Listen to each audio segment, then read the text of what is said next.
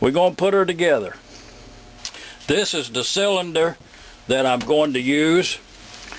And as you see, all I have here is a regular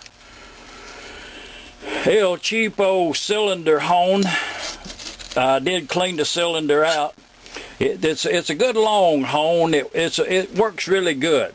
And I only need to break the glaze on this cylinder. I'm going to spray some of that other stuff up in there. Proceed with I want a cross hatch in there. And as you can see, very slow speed with a little more penetrant. I want to keep that cylinder wet. Just very light. I only want to remove the glaze.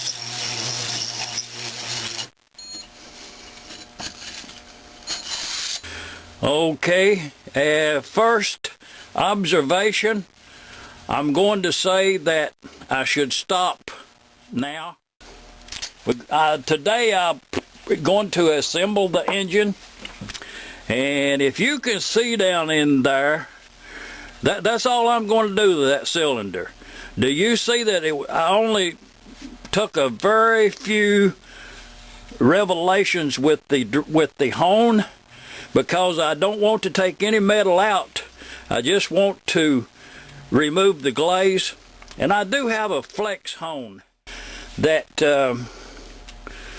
yeah, you know, I'm going to run that flex hone in there. Okay, I got the flex hone, and this right here is what a flex hone is. It's got them little bitty grinding balls on each one of them wires. They're flexible, and they will conform to the contour of the cylinder. The only thing you have to be cautious about using one of these on a 2-cycle engines, because it will round off the ports. So you know, if you don't have to use a flex hone in a 2-cycle, then don't do it. But in this particular one right here, I see a little dark place down yonder. And this is a finer grit, this flex hone, and they are size specific, so you do need the right size for the right cylinder. And I've already sprayed some lubricant on yonder, so I'm just going to, as you see what I'm doing, in and out from one end to the other, never stopping, just going all the way through, in and out, in and out, in and out, in and out, in and out, in and out. That's enough. That's all we're going to do with that. Because, like I said before, we want to keep all the metal we can. Okay. Can we see that crosshatch pattern on that cylinder bore in this close-up?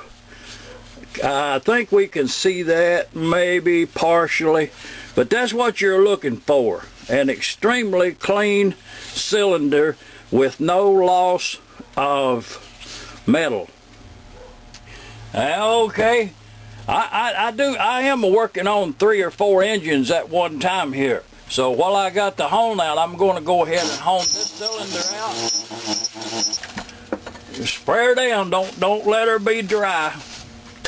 Keep her lubed up. And I'm going to show you something about this cylinder here. We want that ever so popular cross-hatch pattern that everyone strives for. That's for this one. And what I want to bring to your attention on this cylinder here, it still has the original green paint on the cylinder, and it does not have any primer underneath the green paint. You are lucky to find one that has any remaining green paint on the cylinder from the factory. Most of them, they either got hot. That's the reason this paint up here is gone, is they ran hot. But to find the green paint there, that just confirms that they were green from the factory and they had no primer coating on them. We'll set this aside and get back to the project at hand.